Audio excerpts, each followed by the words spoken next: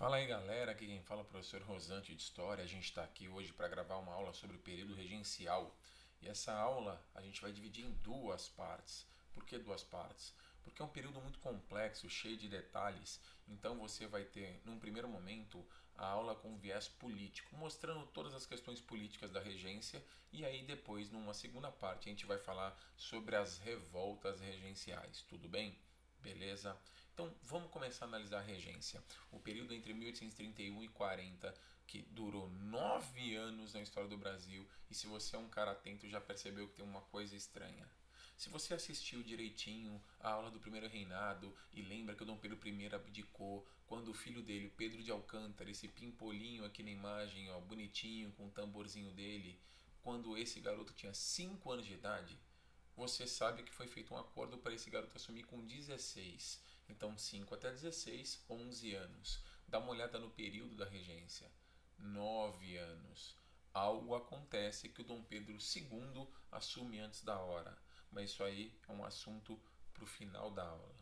Enquanto o Pedrinho estava sendo educado, e é muito raro ver uma imagem do Dom Pedro II criança assim, justamente porque ele já nasceu meio que adulto para a história, porque quando ele assume o poder ele já é alçado à condição de imperador e você sempre tem uma imagem do Dom Pedro II com um cara de mais velho, de sóbrio, uma coisa muito madura, e essa fase infantil dele é basicamente ignorada, até porque ele está sendo educado para ser político boa parte do tempo pelo José Bonifácio, que ficou como tutor dele, e o Brasil está vivendo uma regência, então ele fica meio que fora desse quadro da discussão política.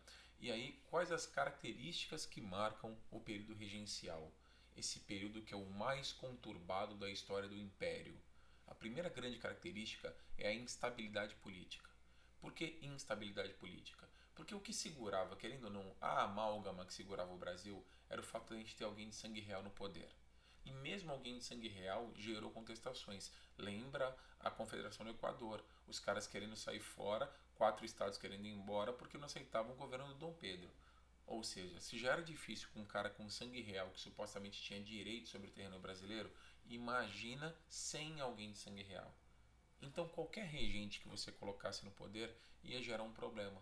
E aí, obviamente, os partidos políticos fariam oposição ao grupo do outro lado. Resultado: se você tem partidos políticos e coloca alguém de um lado, o grupo do outro lado fica contra esse governo. E assim por diante. Isso não deixa o Brasil se estabilizar, isso não deixa o Brasil ter calma política. Esse é o primeiro problema, a primeira grande característica da regência. E a segunda grande característica é muito simples. Por conta dessa instabilidade política e por conta de não respeitar o regente que está no poder em situação nenhuma, você começa a ter ameaça de fragmentação territorial.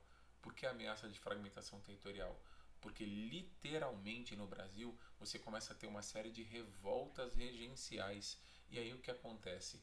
Várias regiões vão se rebelar contra o governo central e vão reclamar das suas condições, algumas inclusive declarando separação, movimentos separatistas. Isso leva o Brasil a correr um risco seríssimo de perder parte do seu território. A fragmentação que não tinha acontecido durante a independência pode acontecer agora. Essas são as duas maiores características do período regencial. Essas duas você tem que entender muito bem. Agora, para você entender essa instabilidade política, você tem que entender um fator, que é exatamente esse quadro partidário aqui, ó. É exatamente esse quadro. E você vai ter que entender esse quadro e presta bem atenção agora, porque essa parte é bem enjoadinha. Vamos lá, você tem três grandes momentos, ó. O primeiro reinado, o período regencial e o segundo reinado. Então, vamos analisar isso aqui para ser o mais claro possível. Durante o primeiro reinado, você tinha dois grandes partidos, o Partido Português e o Partido Brasileiro. Você lembra da Noite das Garrafadas, onde esses partidos se enfrentaram no Rio de Janeiro por conta do apoio ou oposição ao Dom Pedro. Só que aí o Dom Pedro I abdicou e não tem mais sentido chamar Partido Português ou Partido Brasileiro. Por que não tem mais sentido? Porque simplesmente o Dom Pedro II nasceu no Brasil. Então o Dom Pedro II não tem nenhum vínculo com Portugal e não tem sentido se chamar partido português. Num país independente pegava até meio mal. Então o que acontece? O partido português muda de nome. Ele passa a se chamar Partido Restaurador, porque ele quer restaurar a antiga estrutura. Alguns até defendiam a volta de Dom Pedro para cá. Esses caras eram chamados de restauradores, mas eles também podem ser conhecidos por um apelido, caramurus. Tá? Caramurus, restauradores. Tudo bem? Esse é o primeiro bloco de partido que você vai ter ali no comecinho da regência. O segundo bloco, na verdade, é uma divisão do Partido Brasileiro. É uma parte do antigo Partido Brasileiro. Como agora todo partido é brasileiro, eles também decidiram mudar de nome. E o Partido Brasileiro se dividiu em duas alas. A primeira ala, uma ala mais moderada, e aí ficou conhecido como Partido Liberal Moderado, ou apelidados de chimangos. Esses chimangos, que eram os moderados, vão ser os caras que até aceitam a figura de um imperador. Eles até aceitam, mas um imperador que tenha poderes controlados por uma constituição. Então eles toleram a figura de um imperador, contanto que ele tenha poderes limitados. É a turminha que lá atrás defendeu o projeto constitucional de 23. Tudo bem? E você vai ter uma turma que é ultra radical, que são os liberais exaltados, que vão falar o seguinte: monarquia é o caramba. Vamos decretar logo uma república, vamos acabar com essa palhaçada, vamos aproveitar que o Dom Pedro II não tem idade para assumir e o Dom Pedro I não está aqui e proclamar uma república. Eram os liberais exaltados, ou chamados também de farroupilhas. Eles também podiam ter outro apelido. Além de farroupilha, eles podiam ser chamados de jurujubas, mas o mais comum é farroupilha. Aí você vai falar: pô, professor, tenho que saber esses apelidos, eu tenho que saber realmente como os caras eram apelidados. E aí, amigo, eu vou te responder que infelizmente para alguns vestibulares sim, você tem que saber. Infelizmente para alguns vestibulares isso é necessário. Então você vai ter que lembrar que os restauradores são os caramurus, que os moderados são os chimangos, que os exaltados são os farroupilhas. Tudo bem? Só que nesse começo da regência, quem ganha espaço são os chimangos, justamente por serem mais moderados e dialogarem melhor com as duas alas extremas, eles conseguem ganhar espaço, eles conseguem a ascensão política. E aí esses caras nessa ascensão política, eles vão conseguir então ter basicamente o domínio da regência logo no seu início nas suas mãos. E um cara, um nome chimango vai ganhar destaque, um cara chamado Padre Diogo Antônio Feijó. Só que o Feijó, ele começa a fazer uma série de reformas, a gente vai ver isso com o passar da aula, e por conta disso ele acaba rachando o próprio partido. Tinha uma turma que não gostava das medidas do Feijó, porque falava que ele estava tentando modernizar demais o país. E tinha uma ala que achava que tudo que ele estava fazendo era necessário. Resultado, você vai ter o partido Chimango rachando. A parte que achava que o Feijó estava fazendo era necessário vai ser chamada de partido progressista, porque acha que aquilo levava o Brasil para o progresso. A turma que achava que o que ele estava fazendo era ruim é uma turma que vai ser chamada de regressista. E aí esses dois partidos vão se afastar, essas duas alas dentro do partido Chimango vão se afastar. E eles vão se afastar a ponto de se unir aos dois extremos. Então o partido, o bloco regressista vai se aproximar do partido restaurador. E o bloco progressista vai se aproximar do partido liberal exaltado. E aí esses caras vão acabar fazendo o quê? Se unindo e formando dois novos partidos, que são os partidos que basicamente daqui para frente você tem que saber. De um lado, os regressistas mais os caramurus, os restauradores, eles vão se juntar e vão criar o Partido Conservador. Do outro lado, você vai ter o Partido Progressista, a ala progressista, se juntando aos liberais exaltados e criando o Partido Liberal. Os conservadores acabam ganhando um apelido, que eram Saquaremas, e os liberais ganham um apelido, os Luzias. Partido Liberal, Luzia, Partido Conservador, Saquarema. Esses partidos vão nascer ali já no meio para o fim da regência e vão perdurar por todo o segundo reinado, onde só lá na frente no segundo reinado, quase já no início da crise do Império, você vai ter o Partido Liberal rachando e saindo uma decisão ali, que é o Partido Republicano. Mas isso é um papo mais para frente e a gente só vai ver isso no segundo reinado. O que importa para você agora é entender esses dois tipos de mentalidade, a mentalidade conservadora e a mentalidade liberal. Só que vamos lembrar uma coisa, mesmo durante o segundo reinado, o Partido Conservador Liberal, com raras exceções, eles não tinham brigas reais, eles disputavam poder, mas no fundo por que eles não tinham brigas reais? Porque os dois eram compostos pela elite, Era elite de um lado, elite do outro. E a elite, no fundo, não ia fazer nada para prejudicar a própria elite, até porque ela não queria dar benefício para a camada mais baixa mesmo, para a população mais pobre. Resultado, a política brasileira é uma política de poucos, e esses poucos querem manter seus privilégios. A questão aqui era brigar para quê? Para ver quem ia assumir o poder. Tanto que durante o segundo reinado eles até chegaram a fazer um curto período de conciliação, que foi chamado Gabinete de Conciliação, que acabou dando errado. Mas era tão claro que os partidos literalmente eram a mesma coisa, só mudavam o nome. Isso era tão claro que acabou aparecendo uma frase que ficou muito famosa e que marca a política ali no final da regência e por basicamente todo o segundo reinado. E olha a frase aqui, ó, tá destacada nesse quadro. Olha só a frasezinha que bonitinha, ó. Nada mais liberal que um conservador na oposição, nada mais conservador que um liberal no governo. Ou seja, tanto faz quem está no poder, porque nunca você vai ter uma mudança estrutural real. O que importava ali era só simplesmente falar que você estava no poder ou não. Tudo bem? Daí a frase política, são farinha do mesmo saco. Pouco importa de onde você venha, nada vai mudar expressivamente. Beleza? Tem que entender esse quadro político, tudo bem? Presta atenção nele. Entendido isso, a gente pode passar agora para fazer uma análise de como a regência realmente vai andar, quais são as mudanças que a regência vai sofrer. Então vamos lá. Primeira mudança, você tem que entender as fases da regência, e a primeira fase é chamada regência trina provisória. Dura pouco tempo, 1831, e ela literalmente é provisória por quê? Porque dizia a nossa Constituição que em caso do imperador ter literalmente algum problema, morrer, ficar afastado por doença e não tiver ninguém na linha sucessória com idade ou aptidão para assumir, você deveria literalmente estabelecer uma regência de 3 caras, por isso uma regência trina. Esses 3 caras deveriam literalmente governar o país até ter alguém com sangue real que pudesse assumir. Só que quando o Dom Pedro I abdicou, o nosso Congresso estava em recesso e os deputados no recesso voltavam para suas províncias, ou seja, para seus estados. Então os deputados do Norte e Nordeste estavam muito longe. Até você mandar carta para esses caras para avisar que eles tinham que voltar para o Rio de Janeiro, para você fazer uma reunião de urgência para escolher uma regência, você vai ter que ter alguém no governo, porque não existe vácuo de poder, não existe vacância no poder político. Então você tem que trazer alguém para o Rio de Janeiro para ocupar o poder. E na verdade você não vai trazer ninguém, você vai pegar os caras que já estão no Rio e colocar no poder. Então o que você vai fazer? Você vai literalmente escolher 3 caras, 3 deputados que estavam ali no Rio e formar a primeira regência, a regência trina provisória. É literalmente um tapa-buraco político para compor o poder nesse momento de transição.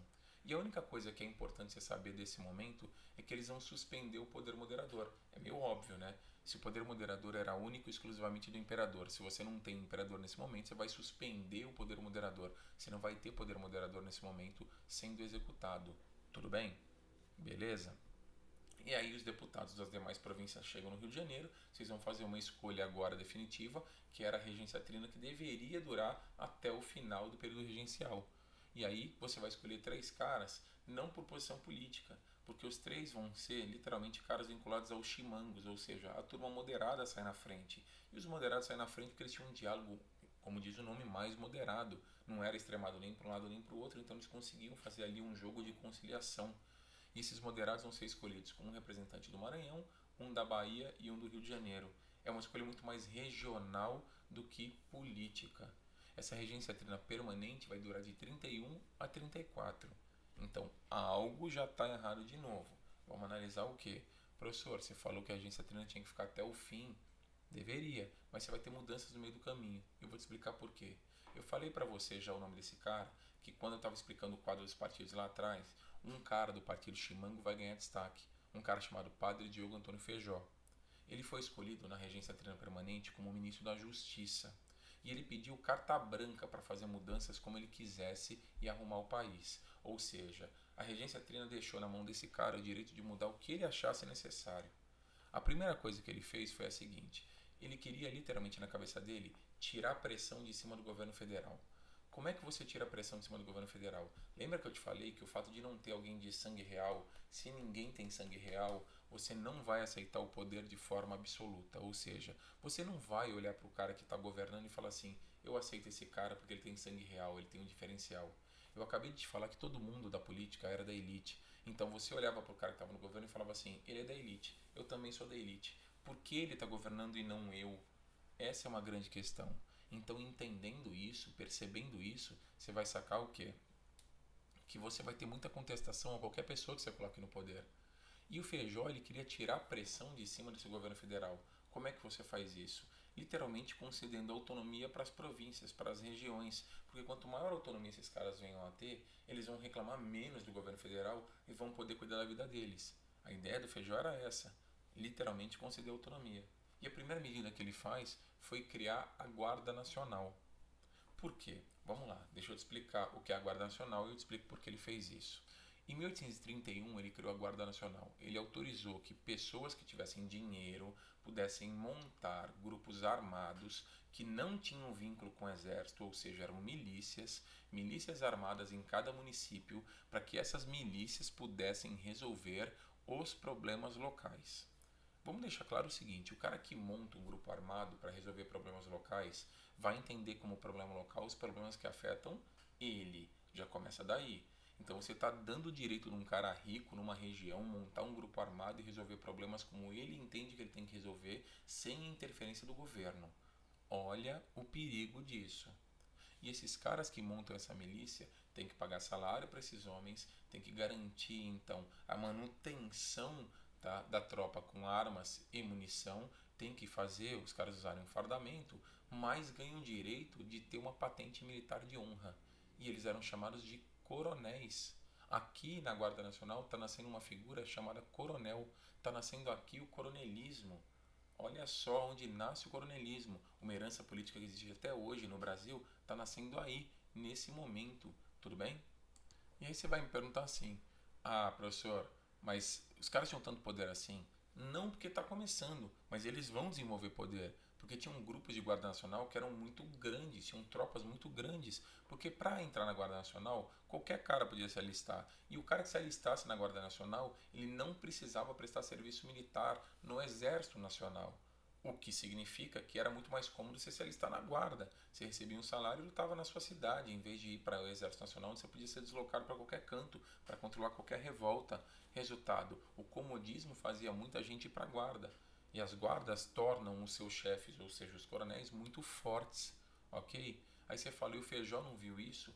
Ele viu, mas ele fez isso justamente para não ter que interferir com tropas em qualquer questão, em qualquer lugar do país. Então a ideia dele era a seguinte: se toda hora tem tumulto e você tem que chamar o governo federal e o governo federal chega lá batendo, a imagem que se desgasta é do governo federal. Então qual foi a ideia dele? Deixa os caras da própria região resolverem o problema, que assim a situação é resolvida na própria região e a gente só vai se meter se a questão for muito grande. A ideia é inteligente, ele teve uma certa lógica presente aqui. Só que o tiro saiu pela culatra. Esses caras ganham tanta força e autonomia que eles não vão respeitar o próprio governo federal. É um problema isso. Segunda questão, tá? Ele também vai criar em 1832 o Código de Processo Criminal. E esse Código de Processo Criminal vai criar uma figura que é o chamado juiz de paz. Por quê? Para você não concentrar todas as questões do judiciário num poder provincial ou federal, o que sobrecarregava o sistema, ele criou em cada região um tribunal. Ou seja, ele definiu que cada região podia, seguindo um código de processo criminal, fazer julgamentos de questões menores na própria região. E quem ia julgar isso era o chamado juiz de paz. Esse juiz de paz era uma figura muito estranha, porque não é um cara formado em direito.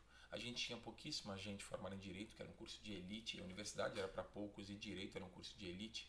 Então, você tinha esses caras que se formavam em direito trabalhando para órgãos provinciais ou federais. Eles não iam ficar na cidade deles.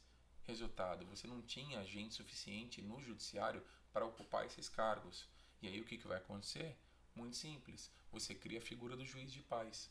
O juiz de paz era uma pessoa da cidade, escolhida pela própria cidade, por ter uma história, um renome de ser honesto. Ou seja, o cara tem um passado de honestidade, o cara nunca foi acusado de nenhuma coisa ilegal ou injusta, o cara tinha uma figura de ser muito justo, esse cara vai ser literalmente o cara escolhido para ser o juiz de paz da região. E ele atuava como um juiz mesmo, seguindo o Código de Processo Criminal e estabelecendo punições ali, julgando as pequenas causas. Tudo bem? Mais um passo para a autonomia. E aí o Feijó ganhou tanta força com essas mudanças que ele vai propor uma mudança na Constituição. A Constituição de 24, ela vai ser a Constituição de todo o Império, ela nunca foi derrubada. mas você vai criar aqui o que a gente chamaria hoje de emenda. Tá? Ou seja, você vai colocar uma emenda constitucional. Só que na época eles chamavam de ato adicional. Você vai literalmente colocar um ato trazendo um monte de transformação para a Constituição. O ato adicional de 34 é a coisa política mais importante para você entender da regência, porque ele simbolizou o estabelecimento do chamado avanço liberal. Agora é escancarado. O Brasil, graças às medidas adotadas pelo Feijó, vai literalmente viver um avanço liberal. O Brasil, nesse momento, vive quase como uma república. E aí é um outro apelido do momento. Ele pode ser chamado de avanço liberal ou de experiência republicana. Por que experiência republicana? Porque o Brasil literalmente quase vive uma república. Olha as transformações, olha o que o ato adicional vai fazer. O ato adicional vai transformar a regência trina em regência una. Ou seja, você não vai ter mais 3 regentes, você vai ter um regente que vai ter período de 4 anos para governar e que vai ser eleito por voto. Aí você fala, professor, mas o voto é censitário. Não interessa, o voto é censitário, mas esse cara vai ser eleito por voto, ou seja, vai ter urna. Isso lembra um sistema republicano. Ou seja, um cara no poder executivo eleito pela população por um mandato com tempo determinado. Você poderia chamar ele de presidente em vez de regente uno. Você está vendo? Ah. Outra mudança, a criação da Assembleia Legislativa Provincial. Você vai literalmente nos estados, e não se chamavam estados na época, chamavam província, você vai criar nas províncias a Assembleia Legislativa Provincial. Ou seja, você vai permitir que cada província passe a ter agora uma assembleia para criar leis locais. Isso é uma medida bem federalista, ou seja, é conceder autonomia para essas províncias para que elas possam criar leis locais, obviamente leis que não podem ferir as leis federais. Mas se você criar lei local que possa se encaixar na lei federal, tudo bem, não tem problema. E aí você passa a ter uma figura nova, a do deputado provincial. Agora você passa a ter 2 tipos de deputado: o deputado federal, que já existia, e o deputado provincial, que é o cara que cria as leis da própria província, ou seja, as leis locais. Tudo bem? E aí você vai ter o Rio de Janeiro sendo mudado, a condição do Rio de Janeiro, para município neutro. Por quê? Porque o Rio de Janeiro era a capital, então ele tinha que se portar de forma diferente. Ele ia se equivaler mais ou menos ao Distrito Federal, que é uma área que não tem... O Distrito Federal não tem prefeito. Por que não tem prefeito, né? Porque Brasília não vai ter prefeito? Porque o presidente está ali. Então essa é a grande questão. Você vai ter um governador, você tem ali no estado, na província do Rio de Janeiro, um chefe da província, um presidente de província, como era chamado governador, mas você não tem prefeito na cidade do Rio, passa a ser um município neutro. Tudo bem? Qual o efeito de tudo isso? Conceder autonomia para as províncias. O que o Feijó conseguiu? Conceder autonomia para as províncias. E aí o Feijó acabou sendo eleito o primeiro regente uno, que deveria governar de 34 a 38. Só que ele é eleito regente uno, só que a vida dele não foi fácil não. Olha só o Diogo Feijó aqui, ó. Olha só esse senhor aqui embaixo, ó. E o Diogo Feijó, ele vai sofrer bastante, porque logo no começo da regência una, tá, que vai durar de 34 a 40, ele que tinha que governar até 38 não vai aguentar. O governo dele só vai durar até 37. Porque como ele aumentou a autonomia provincial, várias províncias começam a contestar o próprio governo. Lembra que eu te falei que as medidas do Feijó vão rachar o partido Chimango? Então, tá aí. Muitos vão ver ele como progressista e outros vão ver ele como um cara moderno demais e não um progressista. E aí esses caras vão ser chamados de regressistas. E aí o partido racha, e aí o Feijó começa a ter contestação, porque no fundo você vai ter liberais e conservadores. E o Feijó era um liberal. Resultado, você começa a ter uma série de revoltas pelo país que o Feijó não consegue controlar. Ele vai acabar renunciando. E a pressão dos conservadores em cima dele foi tão grande durante a fase de governo dele, e ele entendendo que ele não ia conseguir controlar as revoltas, olha como ele foi inteligente. Ele falou assim, bom, se eu sair, não existia vice, né? Não existia vice-regente uno. O cara que sucedia na linha sucessória número 2 era o ministro da Justiça.